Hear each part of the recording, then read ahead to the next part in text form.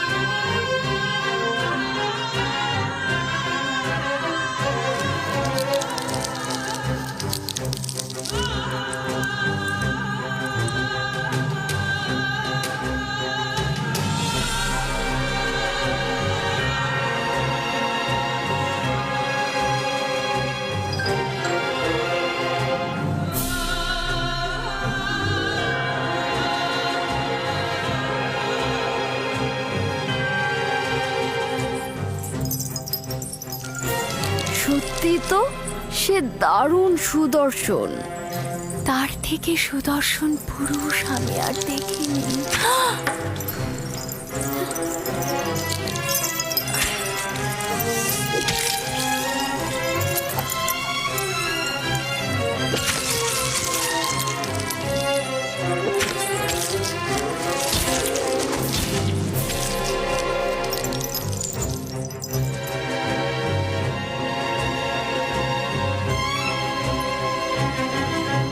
সৌন্দর্য তো অতুলনীয়। সে ইনসান নয়, আকাশ থেকে নেমে আসা ফেরেশতা।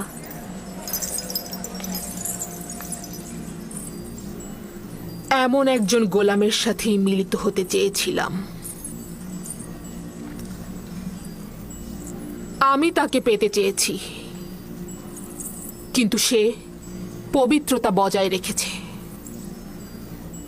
আপনারা তাকে একদিন দেখেই এই রকম লাগাম ছাড়া হয়ে গেছেন, কিন্তু আমি তাকে প্রতিটা দিন দেখছি।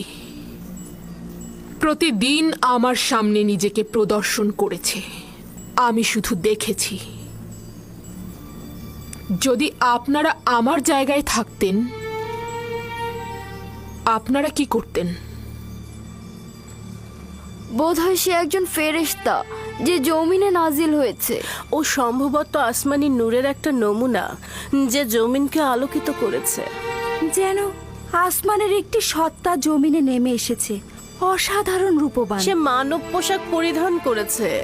সে একজন প্রভু, যেন আদিম কুল থেকে ইবাদত করে জমিনে এসেছে। খোদার কসম, ইউজারশিফের উপর জুলেখার হক রয়েছে।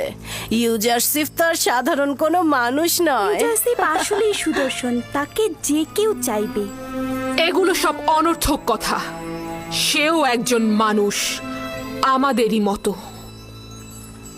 এখন আপনাদের কাছে আমার প্রশ্ন, এমন একজন ফেরেশতার মতো সত্তার জন্য তিরস্কার শোনা কি ভুল আমার? আমাকে কি আবারও তিরস্কার করবেন এবং পথভ্রষ্ট বলবেন?